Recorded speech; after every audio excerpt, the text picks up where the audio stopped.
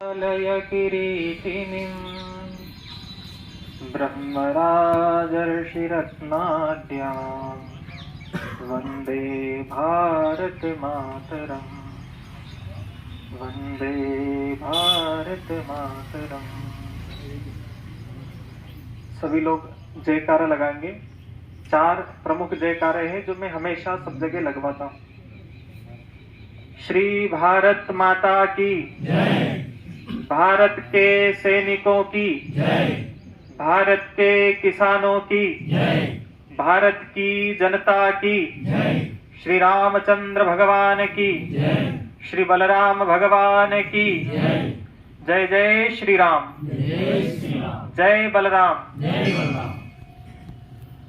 भारतीय किसान संघ द्वारा आयोजित आज इस कार्यक्रम में मंच को सुशोभित कर रहे हैं एवं इस प्रांगण में अपनी उपस्थिति से इसको दिव्य बना रहे ऐसे श्री राजाराम सेकवाड़िया जी, जिला युवा किसान वाहिनी संयोजक, श्री श्याम जी पहलवान धाकड़ तहसील अध्यक्ष, श्री चंद्रभान सिंह जी नरोका जिला सदस्य, श्री नागो सिंह जी जिला सदस्य, श्री नागेश्वर जी शर्मा नागदा तहसील के अध्यक्ष, नगर के अध्यक्ष श्री सदाशिव जी मेहता, प्रसिद्ध जैविक कृषक श्री दयाराम जी धाकड़, तहसील मंत्री श्री ईश्वरलाल जी पाटीदार, तहसील युवा वाहिनी संयोजक श्री श्याम बाबू बंबोरिया जी, और इस सभा में, इस आयोजन में अपनी उपस्थिति से इस वातावरण को दिव्य बना रहे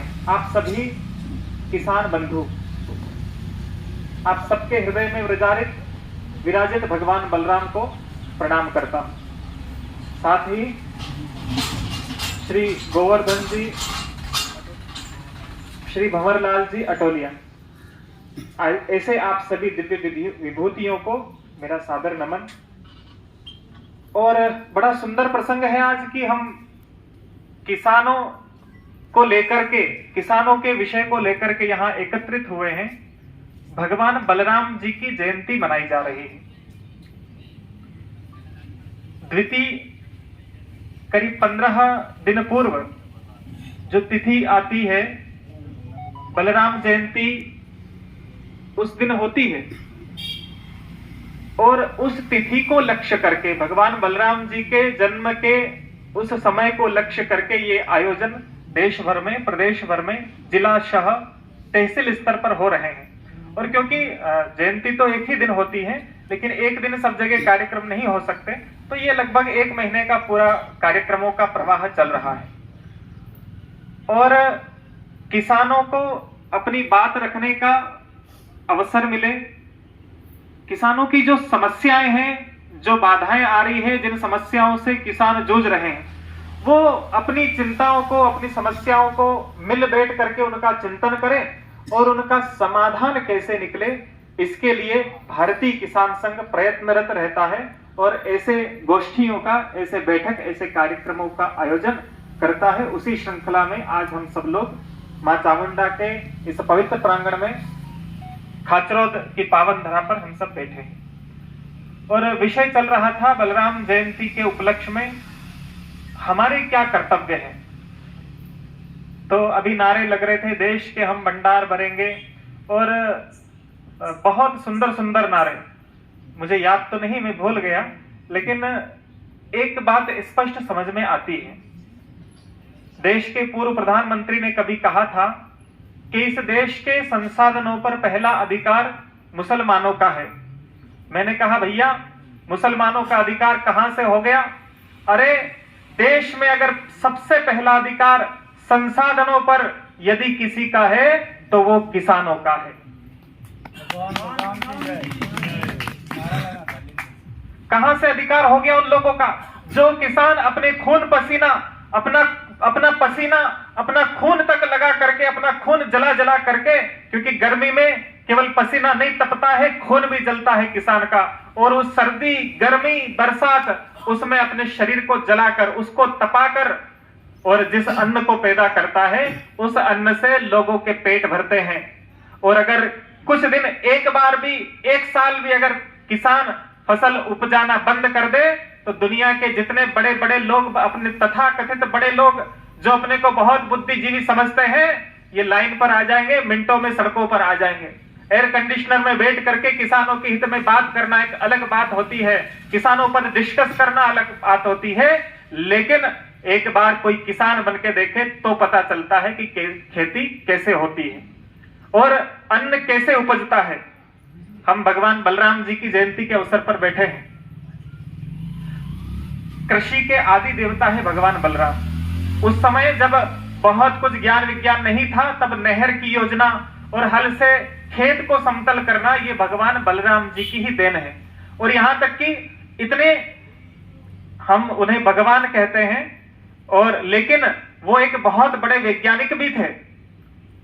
हमें लगता है कि वैज्ञानिक साइंटिस्ट जो आजकल लैब में बैठ करके आंख पे चश्मा लगा के कोट पहन के जो काम करते रहते वही वैज्ञानिक है, नहीं। भगवान बलराम जी बहुत बड़े साइंटिस्ट थे, वैज्ञानिक थे, और किसानों के हित के लिए क्या अच्छा हो सकता है इसके लिए उन्होंने जीवन पर्यंत अनुसंधान किया, रिसर्च किया। और नहर की जो परियोजना हम देखते हैं ये उनकी देन है। हल से खेत को कैसे जोतना है, कैसे औजारों से भूमि को समतल किया जा सकता है, ये उन्होंने इसका अनुसंधान किया और लोगों के समाज के कल्याण के लिए उन्होंने ये विधियां समाज में प्रकट की। तो ऐसे हमारे आराध्य देवता है।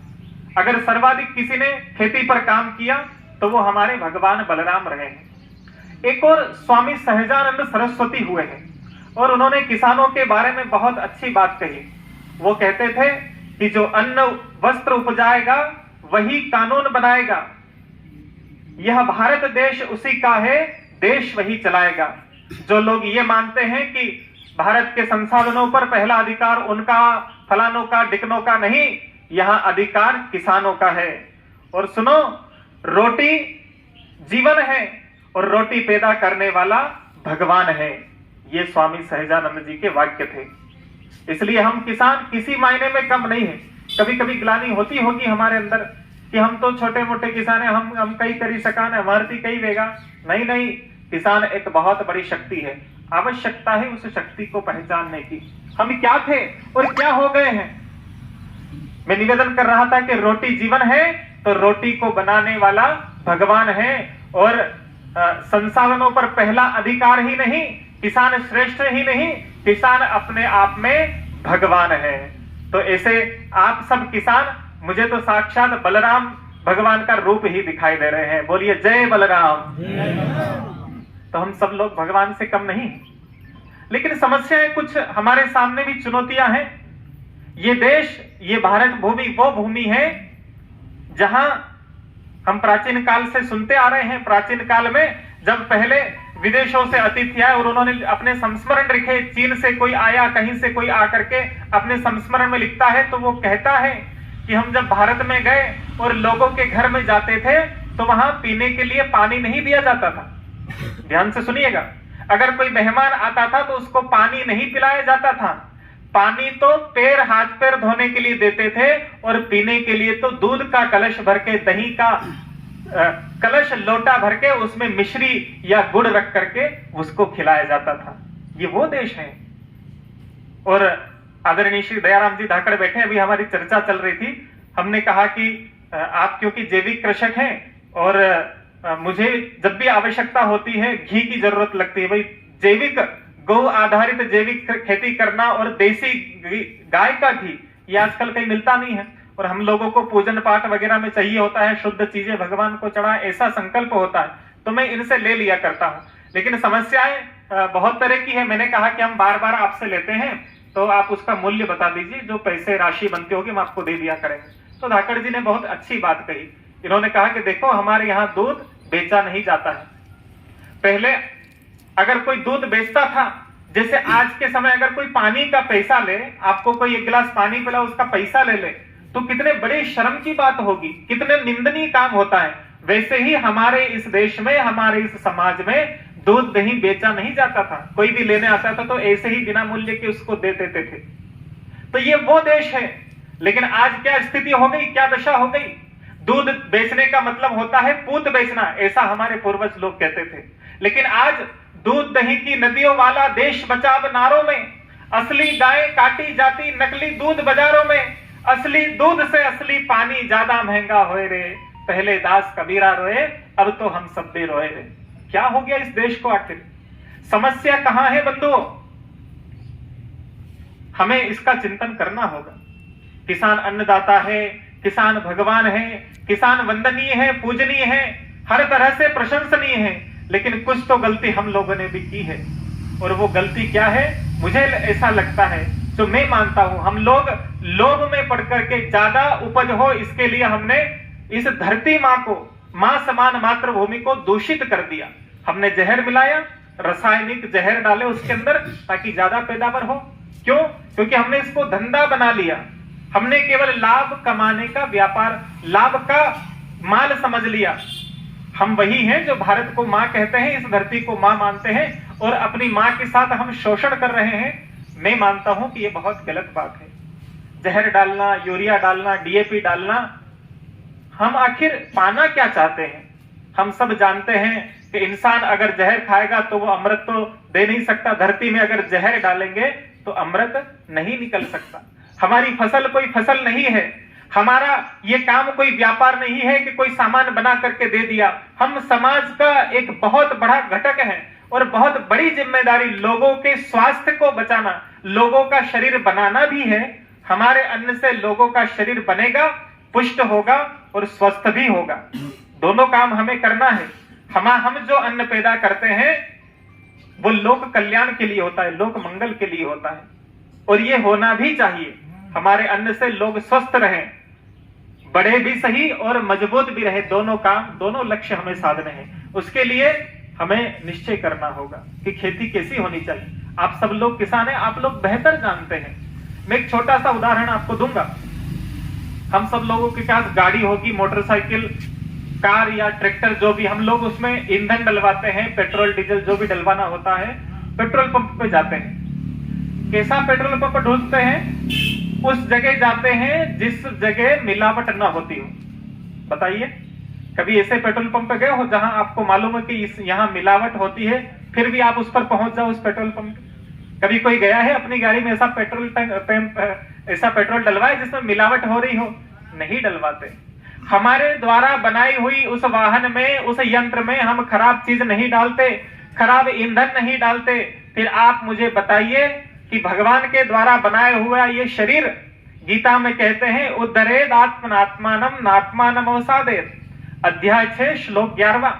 इस शरीर का उद्धार करो, इसको साफ रखना, इसको मजबूत रखना है, इसको प्रताड़ित नहीं करना है, कष्ट नहीं देना है। आत्मा के द्वारा आत्मा का उद्धार करना है। हम जो अन्न खा रहे हैं वो काय के लिए? शरीर मजबूत हो, सुदृढ़ हो, पुष्ट बने। या फिर इसमें जहर डाल करके, जहरीली खेती से पैदा हुआ जहरीला अन्न डाल के हम कहां तक जाना चाहते हैं? अपनी बनाई हुई उस मोटरसाइकिल में हम मिलावटी पेट्रोल नहीं मिलाते, नहीं डलवाते, तो भगवान के बनाए हुए इस शरीर में हम मिलावटी जहर वाला अन्न कैसे डाल सकते हैं? ये तो ठीक नहीं है। इसलिए आप लोगों को यह निश्चय करना होगा कि गौ आधारित जैविक खेती हम करें, और समाज आप लोगों से अपेक्षा करता है। हर एक किसान से समाज की आशा है, लोगों को ये उम्मीद है कि हमारे अन्नदाता तो आप ही हैं, हमारे मालिक आप हो। और उन लोगों में भी आप जो यहां बैठे हैं, अपन जो भारतीय किसान संघ के तत्वावधान में यहां बैठे हैं, हम सब लोगों की जिम्मेदारी ज्यादा है।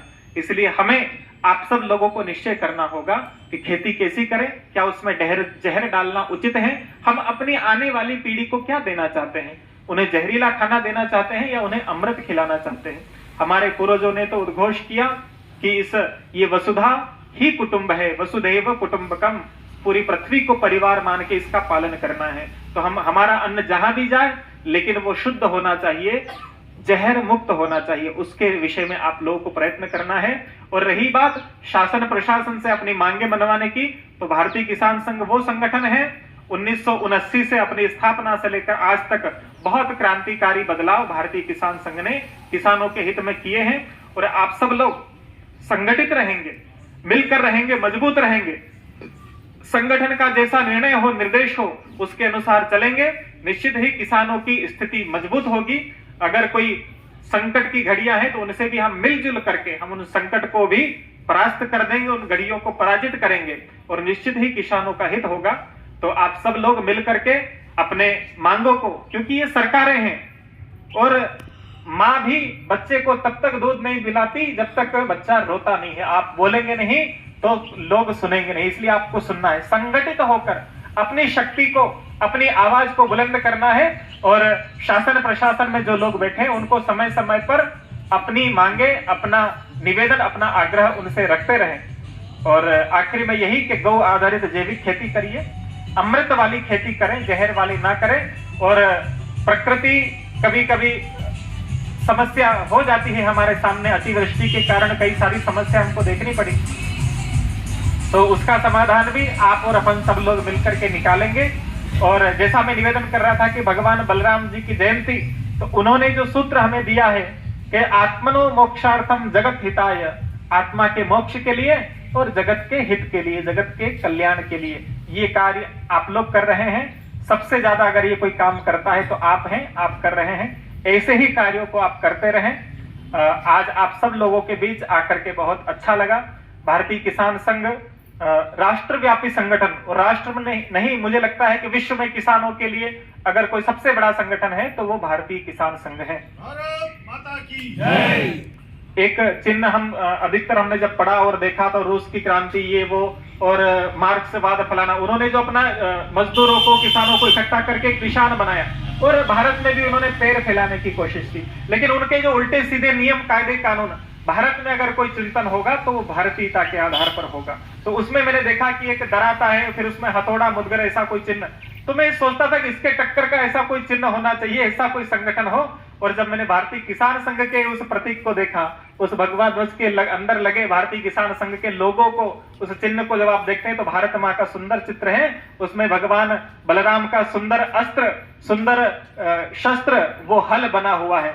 ये भारतीयता की पहचान है, ये भारतीय किसान संघ की पहचान है और यही हम सब किसानों की पहचान है। तो हमारी पहचान हमारे आधार पर होगी, भारत के आधार पर होगी। कोई विदेशी व्यक्ति आकर के अपने चिन्ह, अपने छाप हमारे ऊपर छोड़े, ये कतई सहन करने योग्य नहीं है। तो ऐसे श्रेष्ठतम संगठन के हम सब लोग कार्यकर्ता हैं, सदस्य हैं। निश्चित रूप से भविष्य में हम और भी किसानों की स्थिति को हम सब मिलकर के और भी सुधारेंगे, ऐसी आप सब लोगों से अपेक्षा। मैं आप सब लोगों के बीच आकर के गौरवान्वित अनुभव कर रहा हूं और आप सब लोगों को पुनः पुनः धन्यवाद। उज्जैन में 4 धाम मंदिर हमारा स्थान अभी बताया था, सेदरी में भी बहुत समय तक गीता और संस्कृत शिक्षण का कार्य हम देख रहे हैं, अभी भी मेरी दृष्टि में अभी भी चल रहा है और आगे भी कुछ अच्छा होगा। और पूरे क्षेत्र में हम लगातार बढ़ते जा रहे हैं, फैलते जा रहे हैं। अभी परसों से महिदपुर में भागवत कथा शुरू होनी है, उसमें आप सब लोग सादर आमंत्रित हैं, क्योंकि हमारा तो कथा कोई भी हो, विषय यही होता है कि संगठन, भारत देश, क्योंकि हम मानते हैं कि बिना वेदम, बिना गीताम, बिना रामायणी कथाम, बिना कविम कालिदासम भारतम भारतम नहीं। जिस कथा में भारत ना हो, भारत में अगर कथा ना हो और कथा में भारत ना हो तो वो भारत भारत नहीं और वो कथा कथा नहीं। इसलिए मैं कथा में हमारे भारत की बात जरूर हम आती है, प्रसंग जरूर आते हैं। 10 तारीख को वहां से निवृत्त होंगे, फिर 11 को आपके ही खाचरोत नगर में श्री धाकड़ जी ने सुंदर यात्रा रखी, उसमें सम्मिलित होंगे। और 11 तारीख को ही हम गोरखपुर जाएंगे, वहां मुख्यमंत्री योगी आदित्यनाथ जी के आश्रम में उनके गुरु जी की पुण्यतिथि के अवसर पर वो एक 7 दिन का कार्यक्रम रखते हैं, उसमें मुझे सम्मिलित होने जाना है, आमंत्रण मिला है, तो वहां भी मैं जाऊंगा। और आप सब लोगों को पुनः पुनः भगवान बलराम जी की जयंती की शुभकामनाएं।